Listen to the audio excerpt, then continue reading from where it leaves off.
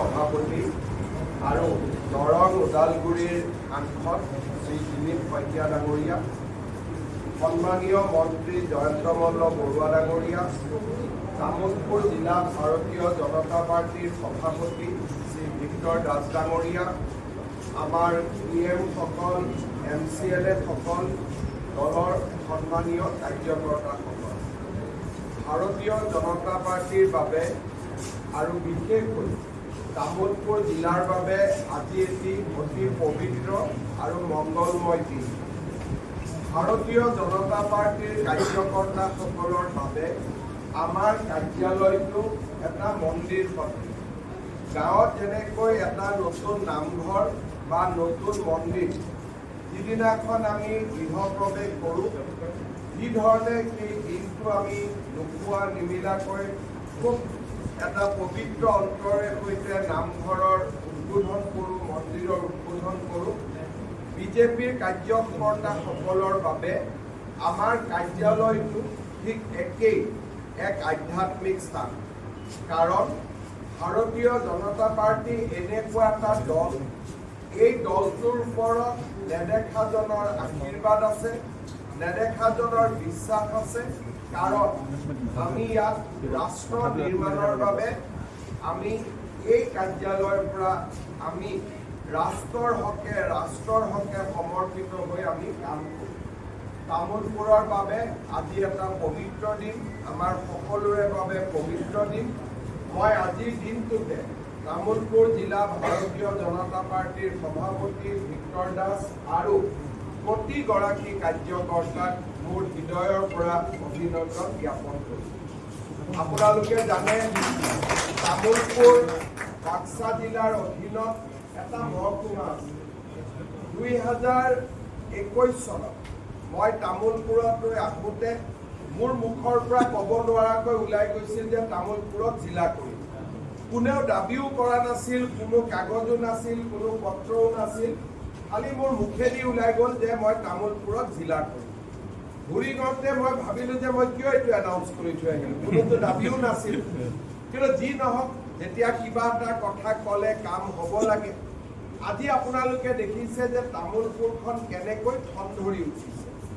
লাহে লাহে তামুলপুৰ জিলা হ'ল, এটা সমষ্টি আছিল, দুটা সমষ্টি হ'ল, আৰু তামুলপুৰত জিলা উপায়ুক্ত, আমাৰ মেডিকেল কলেজ, আজি তামুলপুৰৰ পৰিৱেশ সম্পূৰ্ণ পৰিৱৰ্তন হ'ল। অলপ আগতে মই জিলা অফিচত বহি থাকোঁতে হিচাপ কৰি আছিলোঁ যে তামুলপুৰ জিলা হোৱাৰ আগতে ইয়াত অৰুণোদয় পাইছিল 20,000। কাৰণ বাক্সা জিলাৰ পৰা এটা ভাগ ইয়াত আহিছে। এতিয়া তামুলপুৰত অৰুণোদয় পাব 60,000। তাৰমানে নিজে জিলা হোৱাৰ কাৰণে ইয়াৰ যিটো ভাগ, ই জিলা হিচাপে পাব আৰম্ভ কৰিলে। আগতে ই বাক্সা জিলাৰ এটা অংশ হিচাপে আছিলে। এতিয়া অৰুণোদয় পাব 60,000। হিচাপ কৰি থাকোঁতে মই দেখিলোঁ মহিলা উদ্যমিতা লাখপতি বাইদেউ দুইটা সমষ্টিত পাব, এটাত 35,000, এটাত 33,000। যোৱাবাৰ জিলা নাথাকোঁতে ইয়াতে মুখ্যমন্ত্ৰীৰ আত্মনিৰ্ভৰ অসমত লৰাই লোন পাইছিল 390টা, এইবাৰ পাব 1200তকৈও বেছি। তাৰমানে এখন জিলা হোৱাৰ কাৰণে তামুলপুৰৰ সুবিধা 3 গুণ 4 গুণ আজি বাঢ়িছে। জিলা নহ'লে ইয়াত বিজেপিৰ অফিচো নহ'লহেঁতেন, জিলা অফিচ। আজি জিলা হোৱাৰ কাৰণে বিজেপিৰ এটা জিলা কাৰ্যালয়ো আমি পাইছোঁ। আৰু কেইটামান দিন পিছত স্বাভাৱিকতে আমি মণ্ডলতো কাৰ্যালয় নিৰ্মাণৰ কাম হাতত ল'ম, যাতে আমাৰ প্ৰতিটো মণ্ডলতে এটা কাৰ্যালয় হ'ব পাৰে। আজি আমি বহুত কথা নকওঁ, কাৰণ অলপ পিছতে আমাৰ কৰ্মী সভা আছে। যিখিনি কথা কম তাৰ কাৰণে সাঁচি থৈ দিওঁ, যাতে কথাখিনি তাতে সকলোৱে শুনিব পাৰে।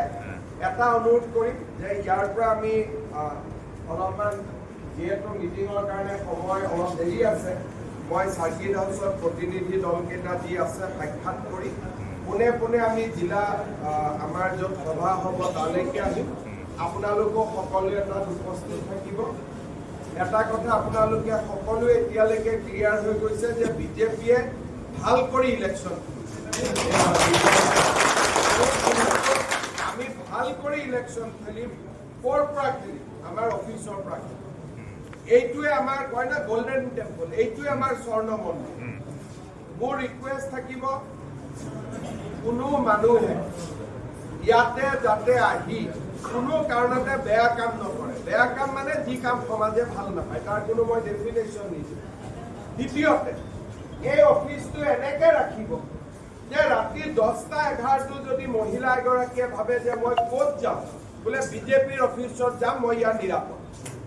তাৰমানে ৰাতি এগৰাকী যুৱতী ছোৱালী ক'ত আছ, মাকে ফোন কৰিব যে মা মই বিজেপি অফিচত আছো, তাৰমানে চিন্তা নাই।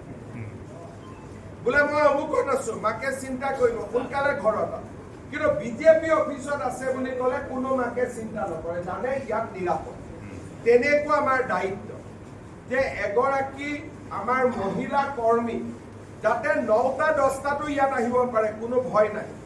তেনেকুৱা ধৰণৰ পৰিৱেশ এটা আমি নিৰ্মাণ কৰিছোঁ। আমাৰ সকলোতে এনেকুৱা হৈছে আৰু তামোলপুৰতো আপোনালোকে তেনেকৈ এই অফিচটো আমাৰ সুন্দৰ কৰি ৰাখিব।